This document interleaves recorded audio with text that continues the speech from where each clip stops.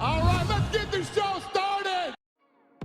Nickal got back on track in epic fashion after delivering a vicious head kick knockout to finish Rodolfo Vieira in the featured prelim at UFC 322.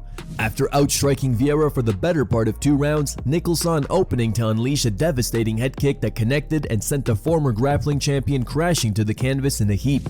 Following the highlight reel finish, Nickal flipped off the crowd, a gesture he later explained during the post-fight press conference. And why did you feel the need to address the crowd in the way you did up on the cage?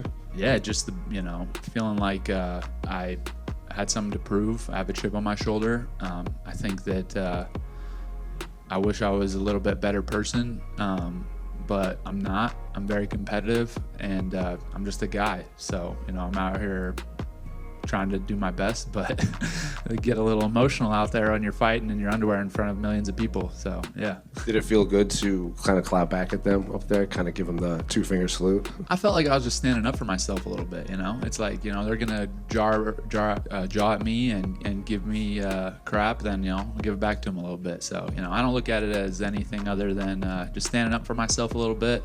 It's not personal at all. It's just let them know how I feel. Carlos Prates added yet another accolade to his resume after he became the first person to knock out Leon Edwards after demolishing the former welterweight champion with a vicious straight left hand to end their fight at UFC 322. The Brazilian had promised to end Edwards' night in violent fashion, and he delivered. Following the brutal finish, Prates proclaimed himself the most entertaining welterweight in the division and called for a title shot. Guess how you feeling after another knockout like that? Amazing, bro, amazing, the most entertaining guy of the welterweight division. I talk with Dana. Where's my title shot? Of course, we have the rank. I know I have some guys front of me on the rank, but it's business, it's entertainment. Like I said, I bring the kind of entertainment people like to see. So I can't wait in 30 minutes, go back to the octagon and face off the champ. Well, what did Dana White say to you when you told him, where's my title? He said he gonna think about, because it's the champion time, he don't want disturb the champ and things like that. But we are fighters, we are here to fight, so let's go. Alex Pereira and his crew put the punching machine to work at UFC 322, showing that stone cold power runs in the family.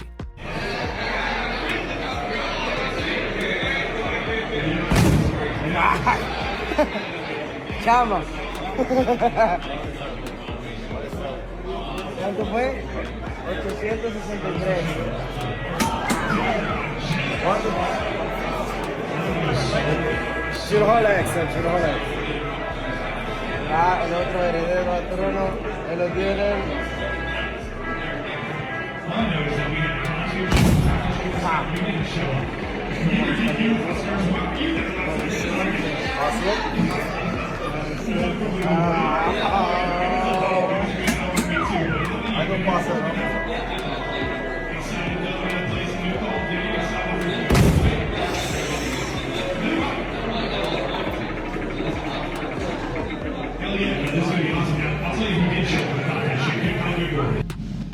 Islam Makhachev added welterweight gold to his impeccable resume with a one-sided decision win over Della Maddalena in the main event of UFC 322 on Saturday.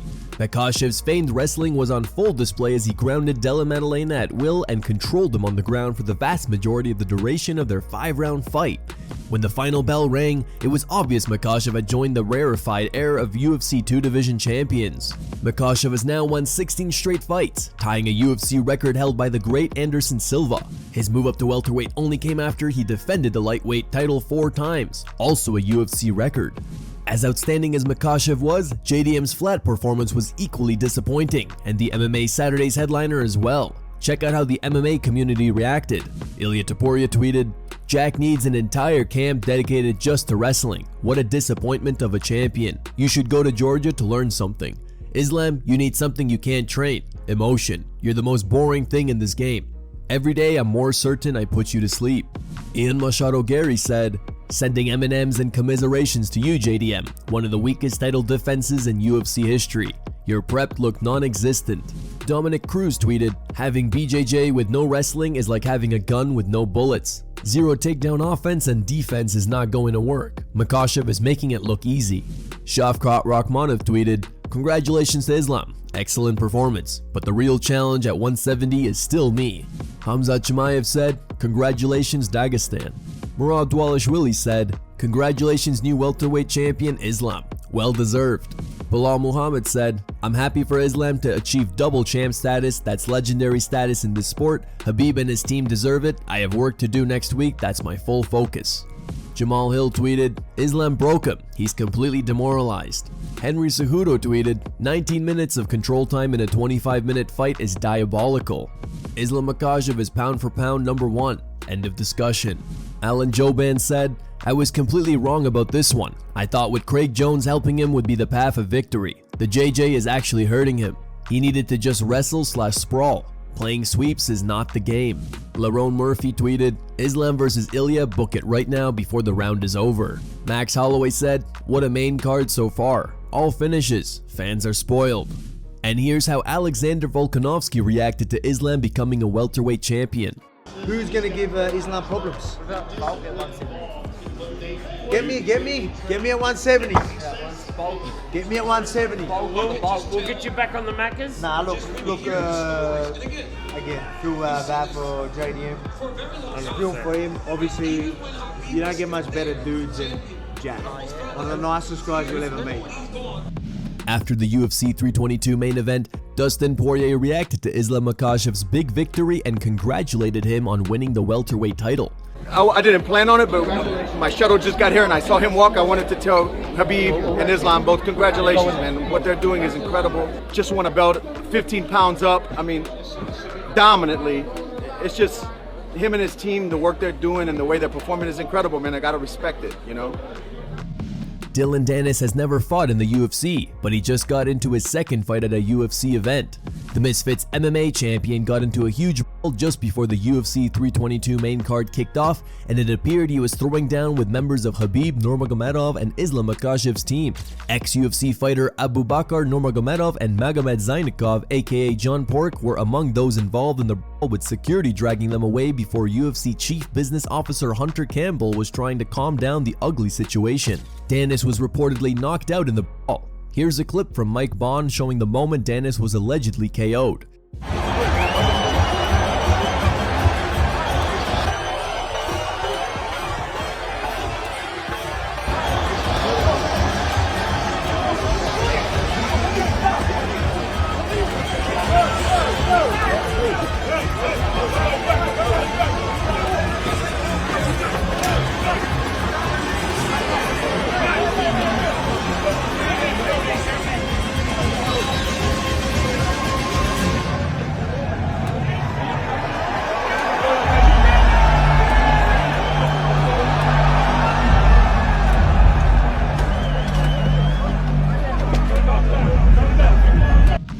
Post-fight press conference, Islam Makhachev said that Dillon Danis finally got beaten up for years of talking trash about Dagestan and its fighters. When you talk about someone like last 5 years you talk about someone, when you meet them, you have to answer what you said, you know. And today, I don't think he answered, you know. And he still say a lot of bad things about our team, and today he coming and somebody just meet him. He talk about this guy's bad, and today the guys just meet him. That's it. Dana said he's banned from UFC events for life, so he'll never be back to one. He have to ban from this country also. Islam also responded to Topuria's tweet and said he'd make it look easy against them. Poirier, I don't know if you saw his tweet. He said you're like the most boring fighter in the UFC or something like that. I know you said to ask you about him after the fight at Media Day. Can you give us your full thoughts on a fight with him now? No injury, nothing. I don't feel any pains. I'm ready. Who is gonna be next? Let's do this, and I will make it easy. Dillon Danis won't be attending any UFC event ever again.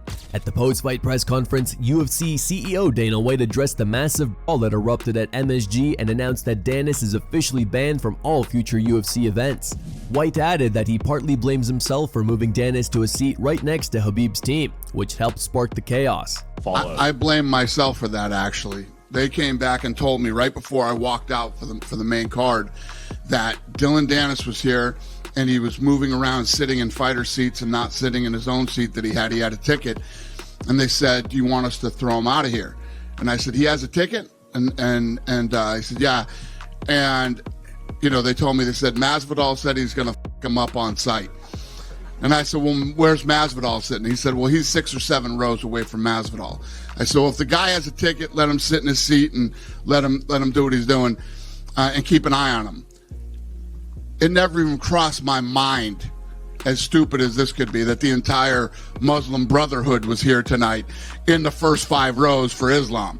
And as soon as it broke out, I was over on the other side and I go, I know exactly what that is. I knew it. And yeah, you will never see Dillon Danis at a UFC fight ever again. Dana was also asked about the possibility of Islam Makhachev facing Ilia Topuria next, and he said that the decision is ultimately up to Makhachev. I think when we think about the White House, it's almost like, oh, does it have to be America versus the world themed and stuff like that? For you, would you be happy putting a non-American main event on that card? Yeah, it's not America versus the world. It's what's the best card we can build. So could Islam end up on the White House? We're talking about him possibly, you know, GOAT talk here, depending on what he does in his next couple of fights. So it's a possibility. Here are the top 3 memes found on the internet. Number 3 meme was posted by ACD MMA. Number 2 meme was posted by Shot Banana.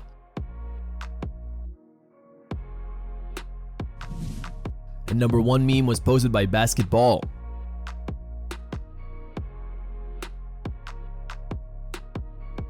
Thank you guys for watching. If you enjoyed the content, please give it a like and subscribe to the channel to stay updated with the latest MMA news.